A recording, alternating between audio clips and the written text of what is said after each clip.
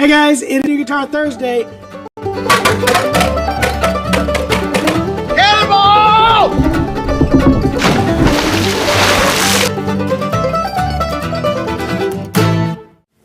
Two.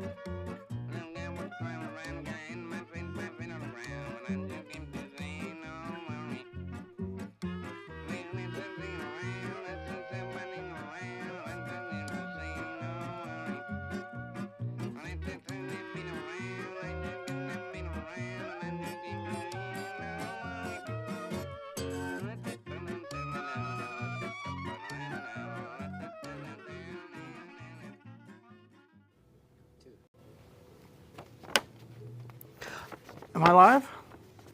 Sure. Oh, hi guys. I didn't see you there. I was just reading this new packing slip for these great Bedell guitars that we got in. Welcome to Takeover Tuesday. I am Jeremy at the Acoustic Shop. No, this is Takeover Tuesday, Jason. You are way off. We will be in North Carolina on Thursday. This is Takeover Tuesday. Last Tuesday, we were just getting back from the NAMM show out in California. This Tuesday, we are leaving tomorrow for North Carolina to the Merle Fest out there in Wilkesboro, North Carolina. It's going to be a great time. Trent and Nelson Pruitt have already taken the trailer, and they're driving there now. They're in Nashville as we speak on their way to Merle Fest. So they've got all the guitars, mandolins, banjos. The entire booth is on its way over there, and then we're going to fly out tomorrow to be with them. But we just got these great guitars in. Speaking of NAMM, when we're out there at the booth, if you guys haven't already seen that, we did a great live tour of the Breedlove and Bedell booth at NAMM show, and got a great walkthrough with Tom Bedell and Jerry Lambert, and two guitars that really stood out for us. I'm actually going to have Corey play this for you because he played these at the NAMM show, and they stood out to all of us like, man, those are great guitars. And we were fortunate enough to get them in, and that is the Fireside Parlor guitar, which is a walnut, all walnut guitar that came from the same tree. Like the top and back and sides all came from one tree. Very cool, beautiful looking guitar and sounding guitar. I don't know if that's this one or the other one. Yeah, this is the Bahia over here. So this should be the Fireside walnut guitar. And I am not the expert on guitars, and that's why we're gonna have Corey demo the guitar for you. And he's not gonna be mic'd up, so I'm just gonna lean in really close when he plays this one. But check this beauty out. If he can get in here close. Oh my goodness. It's as beautiful as I remember. Beautiful walnut. Oh, that back is stunning. And I love the inlay pattern that they do on this with this little interruption of the purfling on it. Just a beautiful look on the headstock as well. Wonderful looking guitar and also sounding. Corey, why don't you demo this guitar? Unless you want me to do it, in which case, I'm sorry. Yeah, we'll play a little bit.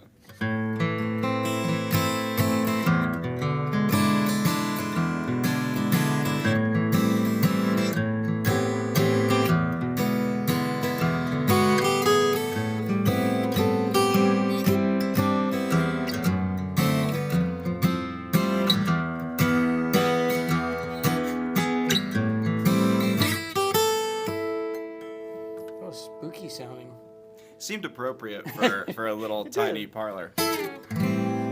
So this thing sounds pretty incredible in person, very responsive and pretty, just as beautiful, just as beautiful on the outside as it is on the inside. Just like Corey. Just like me. Corey's personality is just as beautiful on the inside as he is on the outside. Gorgeous guitar. We're like, man, I hope we can get that guitar, and very excited when the folks over at Breed Love Bedell made it happen. And Jerry Lambert for letting that happen. If you guys haven't watched that video, it was a really good walkthrough, partially because Jerry got to really pick on John a lot, but also seeing Tom Bedell, how passionate he is about guitar building. He worries about what part in time this guitar transferred him to, or when they were building this guitar, what kind of he was hoping to accomplish with it. And it was just, it's infectious to listen to Tom Bedell talk about the builds and how excited he gets about each guitar that comes off the line. So a fun video if you haven't watched that. And all the NAMM footage, I got to commend our crew, Higley and Trent back here at the shop, and Jason for making sure they're getting all that content put up online. But some of the best, I think, live broadcasting from the NAMM show this year. And if you guys haven't got a chance to check that out, we went to, obviously, Breed Love and Bedell. We went to Eastman, did a big tour there. Santa Cruz, John had a great conversation with Richard Hoover. Talked to some of the guys at Collings who didn't have a booth there, but they were there. And Yamaha was a really good tour of their new guitar. Was it FG9? FG9, yeah. Those are starting to come out soon, and we're really impressed by them. This guitar, I don't know, hopefully they can hear me okay. Yeah. This guitar was one that really stood out to John, me, and also a guy named Jake Workman. I'm sure a lot of people are aware of him. Jake got to play this guitar in a YouTube video that I think is online with John and him playing. This guitar sounds incredible. This is the Bedell Bahia Dreadnought.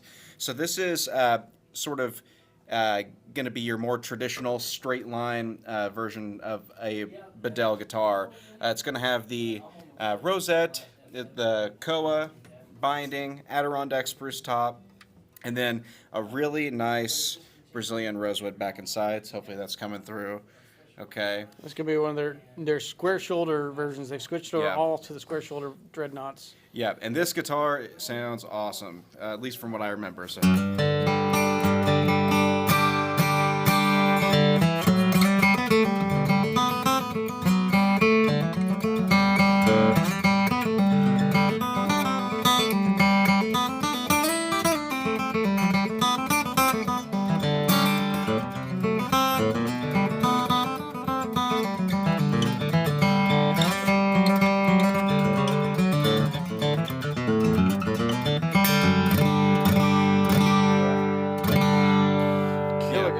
Sounds really awesome, and somebody is going to get really lucky with this one.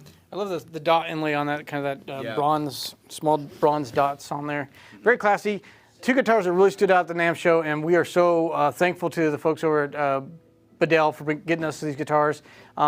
They're not even in our system yet. They just arrived today. This is the first time unboxing them and getting a chance to play them. So we're going to get photos taken of those, get them on the website. If you guys are interested in either one of these guitars, they're not going to stay long, because these were, anytime somebody's setting up at the NAMM show, they take their finest instruments and make sure that they are bringing those to the show.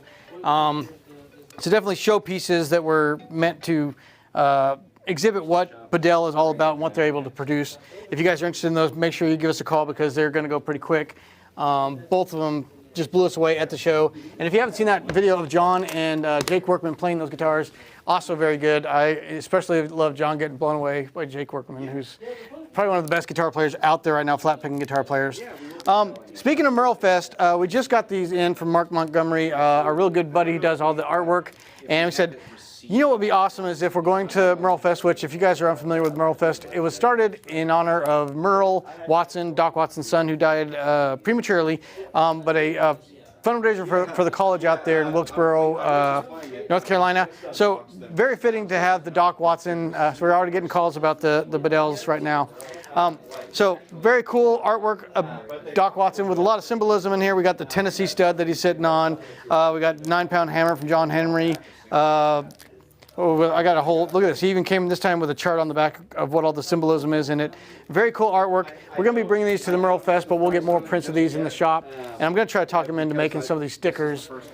We've got, so far we've got the Bill Monroe, Flat and Scruggs, Jimmy Martin, and of course the Chapmans, legends in their own mind. So I'm going to try to talk him into also doing the Doc Watson stickers, because those are really cool looking and should be covering everyone's cases out there in the bluegrass or folk music world. Very cool print from that. We will have some more of these in the shop if they don't sell out at Merle Fest, but we're going to be getting more of these made. He just did a rush order for us to bring out, because again, we're leaving tomorrow for Merle Fest, so we're going to pack these up, put them on, get them on the airplane. Hopefully don't get these damaged at all. We got a box that we're going to take these in. But we will be doing a lot of cool live streaming from the Merle Fest, folks. If you're watching, we got already a lot of things scheduled, some secret artists coming from Deering. I know Allison Brown's already agreed to come by and demo some of the banjos and play on live stream with the shop. And some other secret artists we're not allowed to announce yet. D'Addario said the same thing, that they're going to have some of their endorsed artists come by. And we just got some friends that are out there playing, so we're going to try to wrangle them into being a part of the show as well.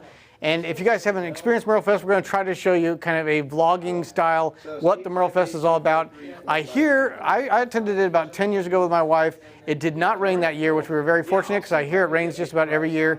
And rain is in the forecast, so we may be getting a little wet, but you guys get to experience it without all the mud. So vicariously through the live streaming event, we're going to be at the Merle Fest. We are the lead sponsor of the Expo tent out there, and there's going to be a lot of great builders. Gallagher's going to be out there, Gallagher Guitars. Eastman's going to be out there, D'Addario, Deering, and a few other builders that we're not yet familiar with, so hopefully we'll bring some new information there as well. Mandolin World, I think there's going to be a few mandolins out there. If you guys got a chance to check out the NAMM booth of Eastman's tour, they've got some new versions of the 615 coming out, the 605, the 600 series is going to be in a gold burst. And very exciting, the 300 series has a new model which is going to have a pickup in it. So you're going to get that 315 and 305 version with a K&K pickup installed, and it also comes in a burst finish on that. So it's still going to be the satin finish, but with a satin burst, which look very cool. Got to play them there at the show, and they sound great. Again, my favorite entry-level mandolin on the market is the 300 series from Eastman, and now coming with a pickup for anybody that needs that for either just practicing, wanting to put it in an amp, want to be able to record in your studio and go straight into your interface, or if you're wanting to play on stage, the K&K pickup is going to be a great option for you there. Any new news that I'm missing here? I know we're just kind of running frantically this month with NAMM going straight into Merle Fest. Once we get back from there, things should settle down a little bit. I sent out a message today trying to get an update from Gibson on when we can expect a couple of those two new models. Again, we've got two of each on order right now. The ship date is scheduled still for July on there, but very excited to get some new models out from Gibson. We're pretty much sold out. Actually, we just got that F7. We still have the F7 in stock, and two more of the F9 customs from the Acoustic shop available.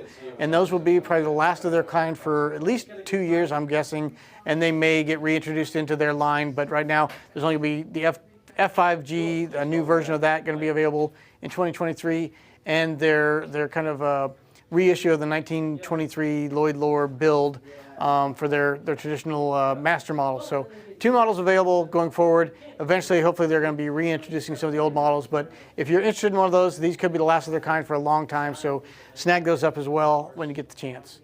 All right, we got some comments.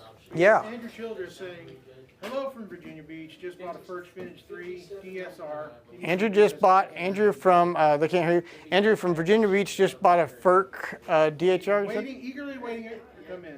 He's eagerly waiting for it to arrive. So congratulations on the purchase. FERC is a incredible guitar builder. They weren't at NAMM Show this year, but that's where we first met them, was at a NAMM Show in Nashville, Tennessee, when they did the summer NAMM, and really got to know a little bit more about their brand. And we've been carrying quite a few of those and selling a bunch of them.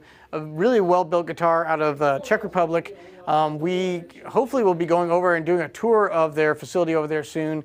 You know how much we love doing these factory tours, especially when it gets us all the way over to the Czech Republic, where we have a bunch of friends. We've got to tour over there as the Chapmans a number of times, and we've got some great friends that we would be visiting while we're over there. So hopefully that's going to happen within the next year or two. But congratulations on the FERC. I think you're going to be very happy with it, because we love those guitars a whole bunch. Walnut is a hit. Everybody's loving that parlor. They want to know Gorgeous. how much does it cost. It costs $1 billion. Corey's working on it. Corey's working on it. We've already got a couple phone calls about that guitar because it is a gorgeous, gorgeous piece. The cool thing, A guy who wants to buy it. all right, it may be sold, so it may be gone already, but it is very special that to find a guitar that has that type of figuring on, and they can get pieces to make the top, back, and sides out of one tree, is a really special project. I think they did four total of that guitar, so very limited edition. 4 of them came from one tree.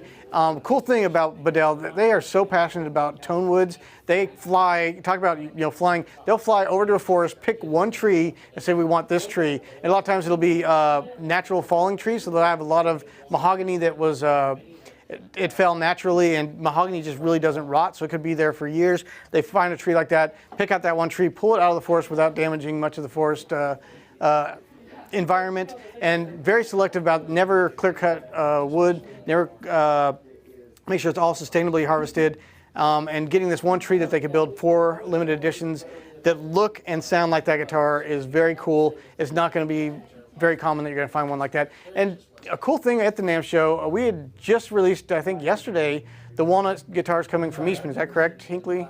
That came out yesterday, the walnut guitars, the slope shoulders.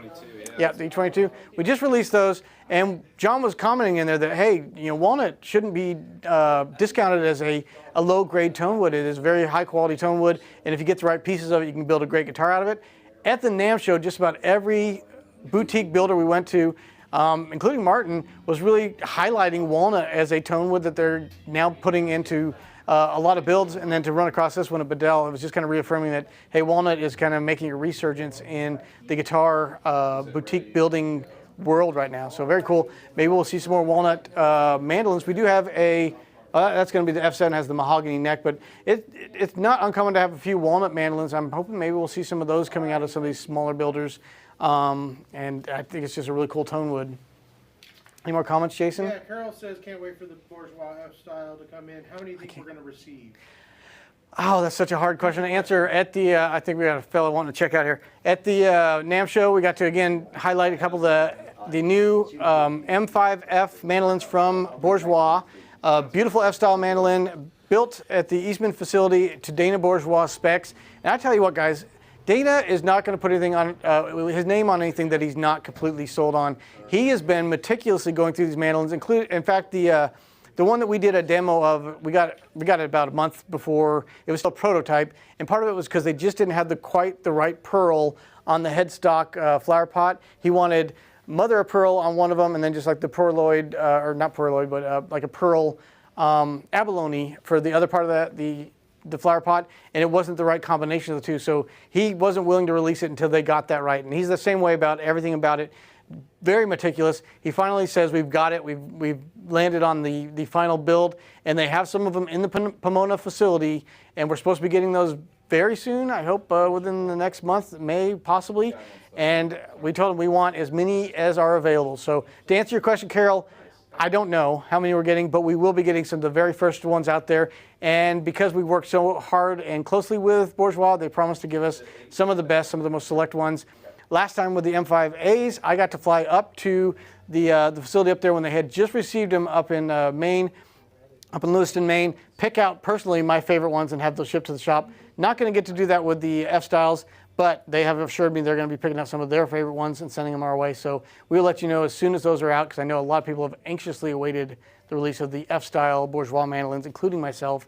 And they showed us some new, the cool thing is they're so happy with the way these are turning out that they're looking to build some other models with different tone woods, different finish options. There's going to be the black-faced A-Cell coming soon that we also did a quick review of. So a lot of cool stuff coming from Bourgeois on the mandolin and guitar front with their new relationship with Eastman. So Carol will let you know as soon as that arrives.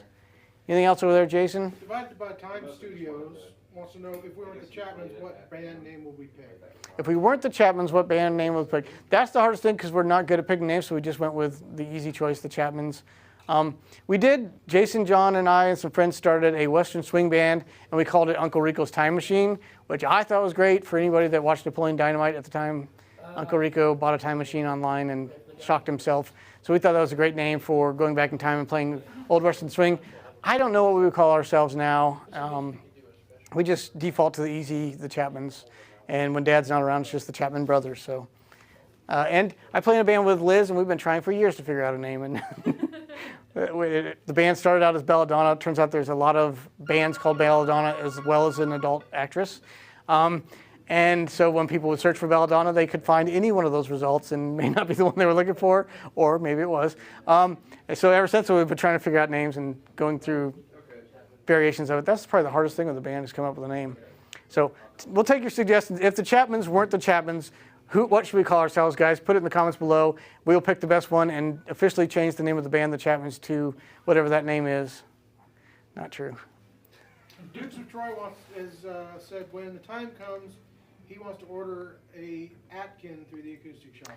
Dukes of Troy, he said when the time comes, he would like to order an Atkin from the Acoustic Shop. Another facility that I would love to tour, because it's all the way over. It's all the way over in jolly old England, and we would get to go over there and have some bangers and mash. And what? He's asking, will he be able to? Will he be able to? Whenever the time comes, you will be able to if we have them in stock. We have a couple right now, 2 or 3, I think. He wants to order a custom. Oh, a custom. You're not hearing what I'm saying. Okay.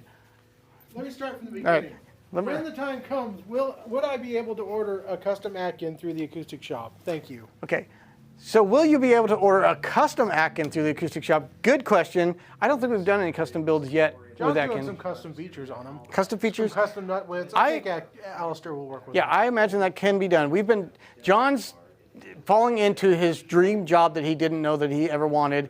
Obviously, owning an acoustic shop the 3 of us are loving that, but John has now settled into this routine of building these custom builds for customers, guitars that he would love to own but can't afford, I guess, but or add to his collection that is already packed with guitars. But he's getting to be that intermediary that works directly with the wonderful small boutique builders out there to build the custom dream guitars of all these guys. He's done a bunch with Preston Thompson. We haven't been able to have a Preston Thompson guitar in the shop personally for about almost 2 years now, because every one of our slots has been purchased and building out custom build guitars. Same with, we've been doing a lot with Bedell. We've been doing some custom built Bedell guitars for the Acoustic Shop. I got to do a little bit of that with Gibson, having some custom Acoustic Shop models built.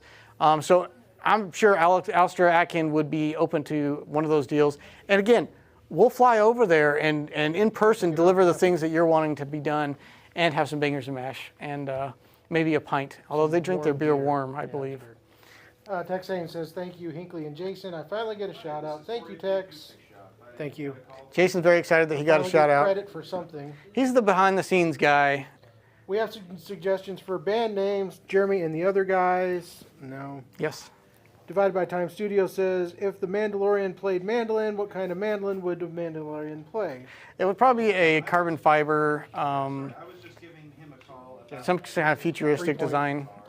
And Carol says, in my opinion, the Acoustic Shop is the place to tune in to hear mandolins and buy them. Thank you for promoting the mandolin world.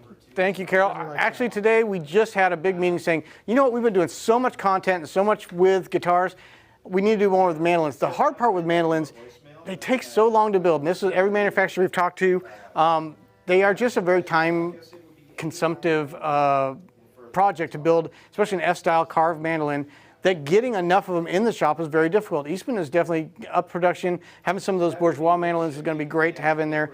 Gibson, you know, they're building some of the finest mandolins I think they've built in 80 years probably.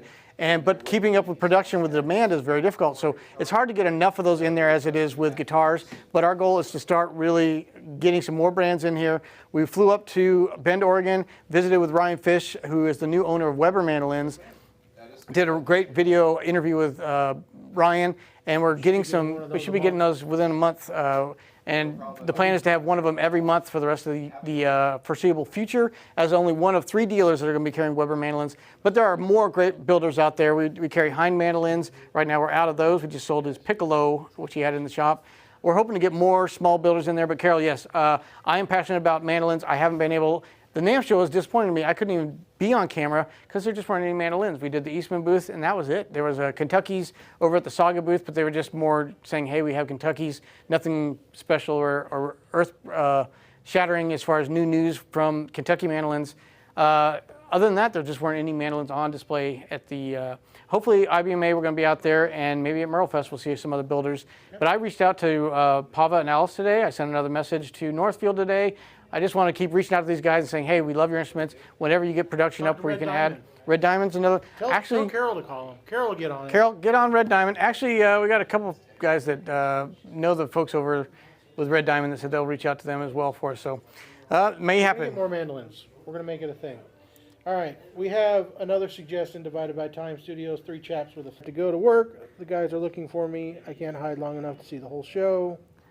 Try harder, Rocky. Yeah, Rocky, you can hide. Come on.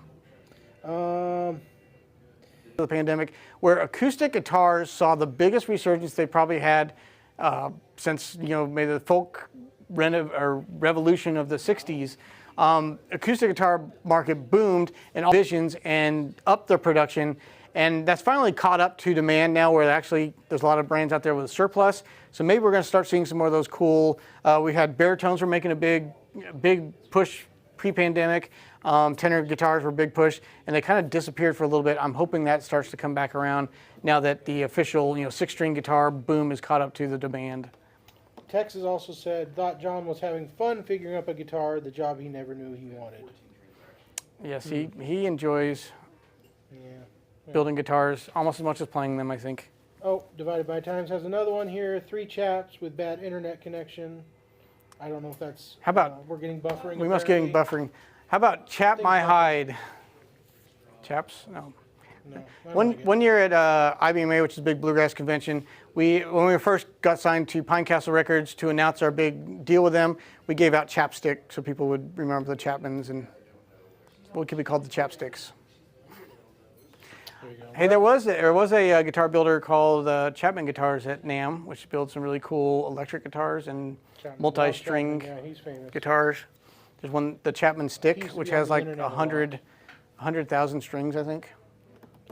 Probably. Is there anything else you want to talk about? No, I think that covers it, guys. We are going to get on an airplane tomorrow, fly all the way out to North Carolina. We won't be doing our shop talk, which we normally do every Wednesday at noon, because we'll be on an airplane. But we will be doing a lot of live streaming from the Merlefest, and it is a festival to see. The lineup is incredible. Nickel Creek's going to be out there, which we're very excited. We can't live stream the entire show for copyright reasons, but we will be live streaming a lot of highlights of the event, and people coming to the booth and doing some live events at the booth. So stay tuned for that. If you want to see the Merlefest experience through the eyes of the Acoustic Shop, make sure that you tune in all week long. And if you haven't already subscribed to either YouTube, Facebook, or wherever you happen to be watching right now, make sure you subscribe to those and turn on that little bell notification so that your phone will ding when we go live, because some of that stuff, once it goes live, may not be available afterwards. Most of it we try to keep up online, but some of it is alive once and then disappears. So make sure you're getting notified so you get to see it. All right, we got 2 more. Two more good names, and then Higley's arms are getting tired holding the camera. Chaps My Hide in the Glue. Chaps My Hide in the Glue. I don't like that one. David Belcher says, safe travels, have a good show. How about Chaps Thank McGee? you, David Belcher. And, oh, hold on, we're getting I'll hold my mic over here for you. John Washburn says, loose change or maybe lip service. I don't know about that. And what? No airborne shop talk, safe travels. So we can't do it on the airplane, sorry. The internet's not well enough. Yeah. Family that plays together sticks together. And I told my local music store here about the Acoustic Shop. I'm sure they appreciated you mentioning the Acoustic Shop. Unless it was like, hey, don't be like those guys. You guys are doing much better. I'm sure they would appreciate hearing that. Yep. But thank you guys so much for tuning in to Takeover Tuesday. We'll be back again next Tuesday. Actually, no, we're flying back Tuesday. So Monday, we are staying an extra day longer than Merlefest is going on to film some cool collaborations with the Kruger Brothers. We're going to spend an entire day filming with the Kruger Brothers, and I'm going to be way outclassed as far as musical ability with those guys. But I'm going to play like the same chord the entire way through. Now, Kruger Brothers, Monday, we're going to be filming a ton of stuff there, flying back Tuesday. So we won't be doing Takeover Tuesday next Tuesday, but we will be Shop Talk on Wednesday. Yep, we'll be back. So thank you guys so much for tuning in. Hinckley, I'm sorry about your arms. I know those cameras get heavy. What else can we talk about, guys? Her arms are really hurting right now. Let's see how shaky this camera gets. We're only at 30 minutes. Come on, let's get another 30. She's going to really appreciate that harness you wore at NAMM. Anyway, thank you guys so much. We will see you guys on Wednesday of next week. Actually, we'll see you all this week on the live streaming from Merlefest.